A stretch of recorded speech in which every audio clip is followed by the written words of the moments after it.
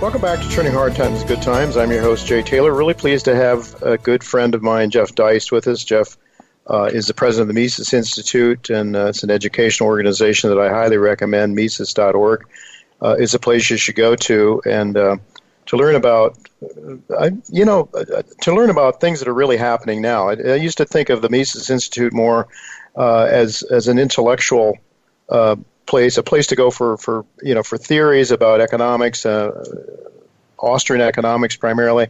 Very, very solid if you're of that ilk, if you're the kind of person that really wants to understand why things are happening the way they are, why things are the way they are. Mises is great. But I think more recently, the Mises Institute has really started to do more things in terms of real-time stuff. And so it's really great to have Jeff with me. Thanks for joining me again, Jeff. Well, Jay, thank you. And maybe that's because it feels like we're in a decidedly anti-intellectual age right now. Well, it sure is, Jeff. I mean, why would we need to think? Why would we need to question anything? We know where the answers are, right? You know where the answers are.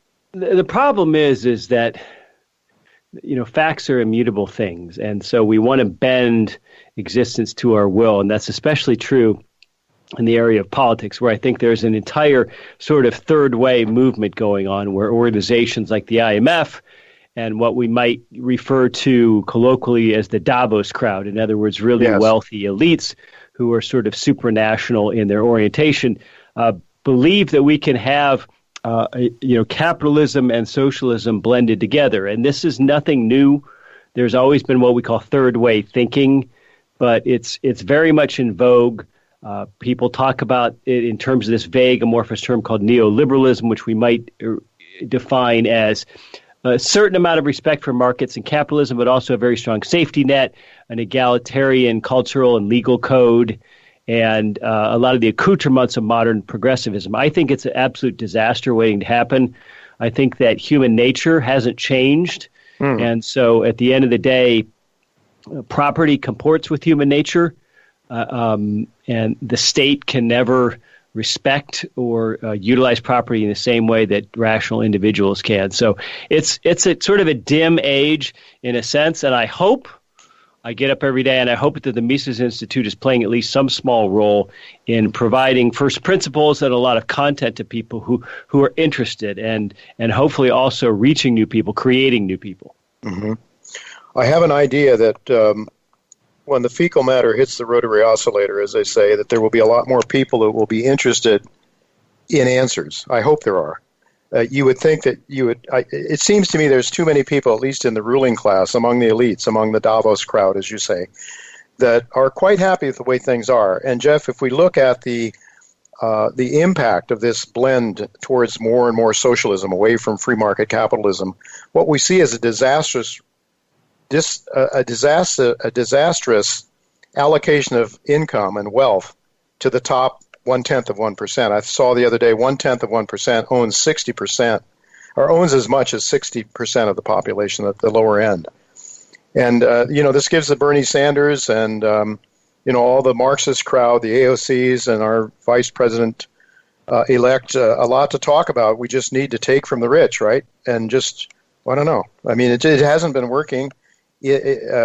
Or maybe what they'll say is, well, it's Trump's tax cuts that's caused it. I don't know. What are your thoughts? Why do we see such a spread in the wealth of Americans and the income distribution?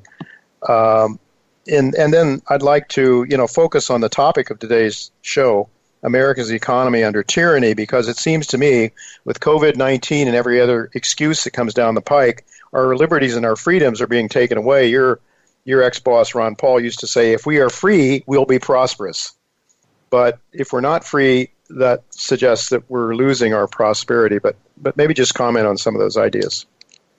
Well, because of what's happening, I do think that the Bernie Sanders and the AOCs have a lot of ripe commentary about inequality and other problems in society. And they do make a point. There is a class of unjust wealth in this country. That's absolutely true. What they don't get right is the why. Now, the biggest driver of inequality in our society or any society in human history at any time is based on the non-neutrality of money. So if your listeners would just take a moment to look up the Cantillon effect, they will understand that when new money is created or current money is debased, it does not flow through society evenly.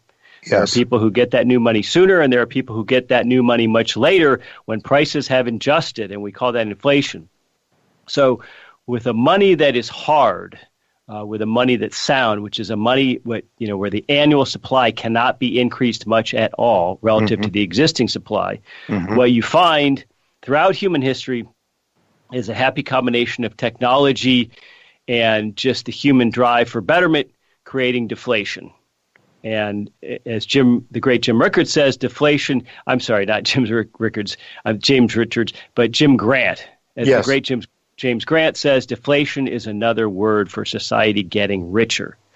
So everything in human history points to deflation. Everything that central banks and Western governments do today is designed to fight deflation and create inflation. And at the root of all that is the driver of the engine of inequality. That's why there are bankers and the Davos set getting very, very wealthy in our current age. And of course, when you shut down business activity, you mentioned lockdowns, when you shut down the mom and pops, that is probably going to inure to the benefit of the Walmarts and the Amazons and the Targets of the world. And we've seen just that. We've seen the stock market among a select class of stocks do actually quite well here towards the end of 2020. And we've seen an awful lot of destruction at the local and mom and pop level. So again, everything that's happening is making inequality worse. I'm afraid our friends on the left don't understand. They might understand slightly the diagnosis, but they don't understand the prescription at all. And so that is going to lead us into experiments like MMT, modern monetary theory, which actually animated the Bernie Sanders campaign. And you're going to see people just imagine that there is something new about money, that there's something new about human nature which can be commanded or engineered or legislated, and that we can somehow get something for nothing or something for not much. And that's what's so frightening, and that's what we have to fight against. Yeah, well, Alistair McLeod has pointed out that the Mississippi bubble that took place and what we're doing now is exactly the same, and that we're setting the trap for the same disaster. But the Cantillon effect, that's, how do you spell that? Cantillon, Cantillon? Cantillon. What is it? Cantillon. Tillon. That's right. Yes. That's right. Yes, yeah, I've read about it. Yeah. And Alistair has talked about it as well. Yeah, I don't think people understand this, that the reason for this redistribution of wealth, and why are the counties around where you used to live when you were in Washington, Virginia keeps getting to be more and more of a purple state. It's now a blue state. Because why? Because money goes through the government. The government gets bigger and bigger. It creates money out of nothing. It redistributes wealth from the people that create it. I like to say the farmers, the manufacturers, the miners, the inventors, the people that actually do things that are good for us.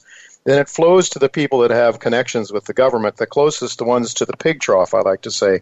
Money is created out of nothing, and so you get this, a reverse of a egalitarian distribution that we had in the 50s and 60s to a great extent, right? Yes, and healthy societies are marked by a growing and a burgeoning middle class. Right. And we're seeing the opposite.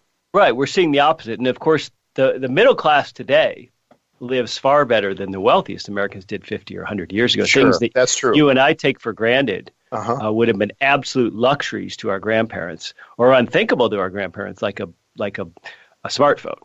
So this is the process we ought to be encouraging. But when nobody can trust money, and nobody can earn interest on simple money, then it forces even modest investors to involve themselves in what we might call the financialization of the economy, where things are more and more about moving money and creating capital gains rather than actually creating a more productive economy where better and better and more goods and services are created more and more efficiently so that average people enjoy a higher standard of living. There's no shortcut to a more productive society, and more money and credit can't give us more or better goods. Yeah.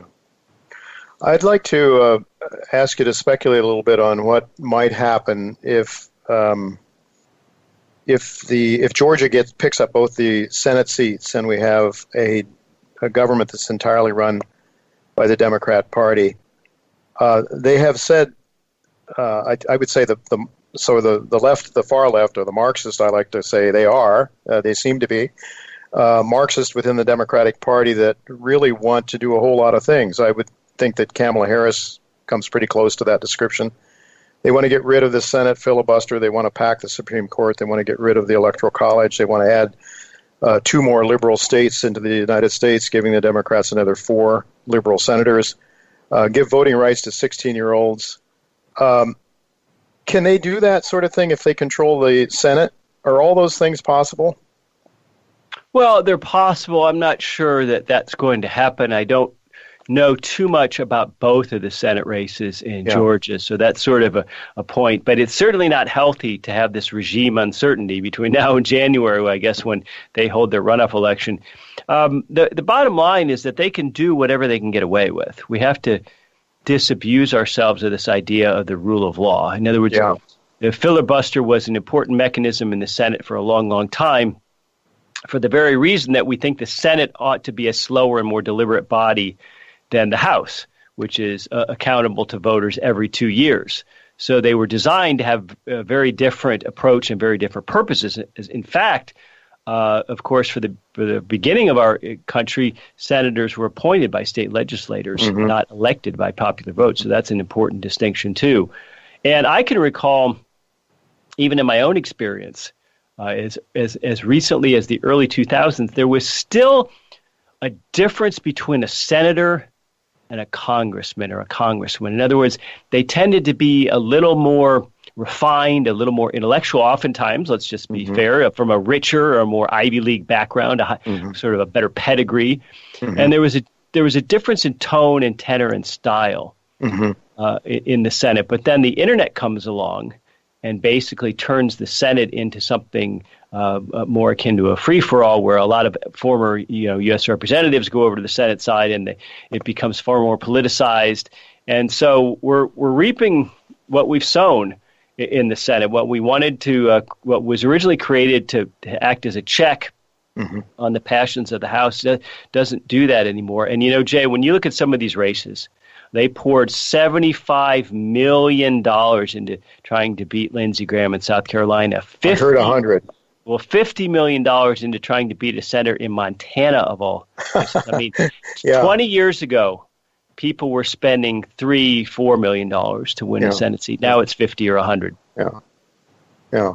Well, so the idea of having these checks and balances, this is one thing I think so many of the younger people don't understand. They're frustrated because there always seems to be a stalemate between the House. Like for example, Democrats are very frustrated with Mitch McConnell for various reasons, and they think he's not acting in a fair manner in various ways. But the founders put these checks and balances in place. They didn't want to have an extremely efficient, powerful central government, did they? They wanted to make it frustrating for government, because they didn't want government to get too powerful. Wasn't that the idea of all of these things? I mean, the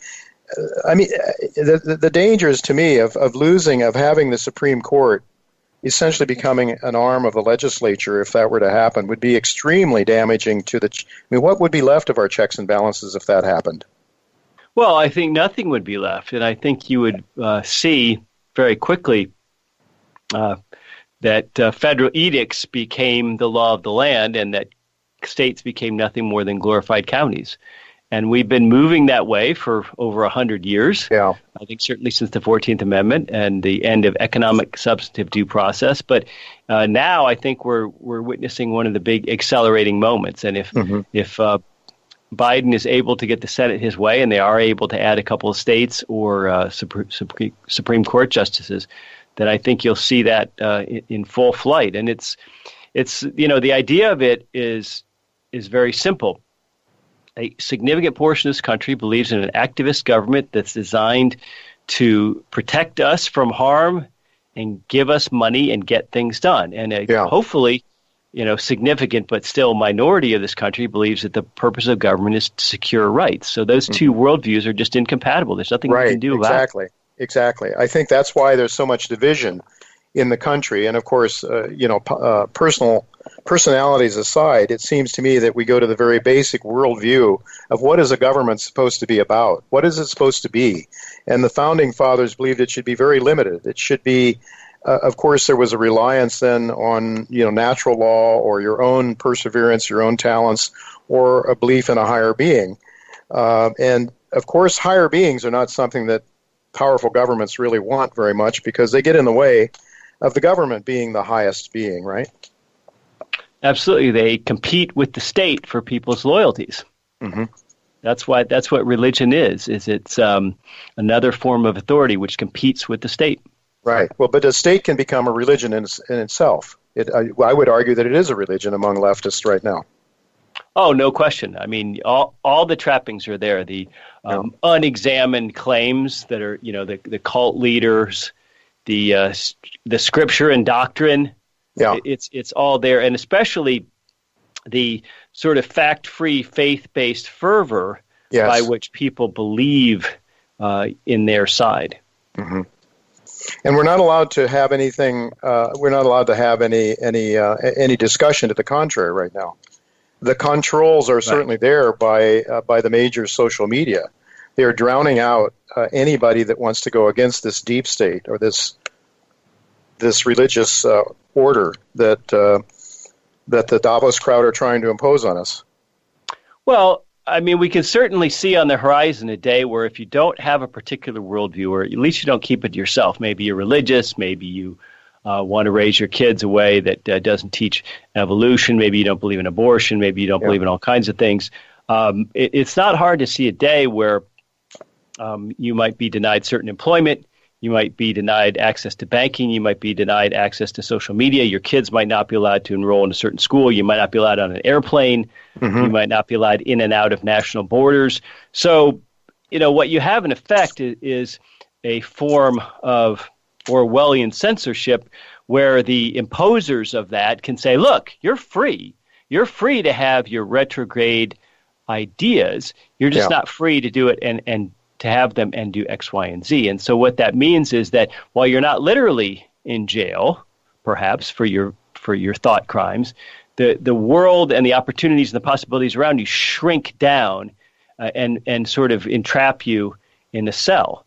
And so this is why we have to, I think, promote and value First Amendment rights, above all and without apology and without compromise, because that is something that is certainly, that along with the Second Amendment has been one of the really defining characteristics that has kept America in a state different than that of Western Europe today. Mm-hmm. Well, certainly we can count on the Mises organization as long as you're there, Jeff, I'm sure, to continue to speak the truth as you see it, as the Mises folks see it. With just a couple of minutes left here, I would like to ask you to talk a little bit. I mean, it seems to me that I haven't kept up with the Mises, with your organization as much as I should, I must confess. But it looks like I'm seeing a lot of interesting things there. How there's an article there, how easy money creates the boom-bust cycle, Frank Shostak, who we had on this show years ago. There's a brief history of non-white slave owners. My goodness, I didn't think there could be such a thing. Isn't it only white people that enslave people of color? You have that. So there's a lot of interesting things there. Free market orientation, Mises that understands, I think, the way the economy really works, the way people really work, that are free at least. So I don't know if you'd like to just say a little bit about what you're doing at the Mises Institute with a minute and a half left. Well, I think our number one project is to teach people about money.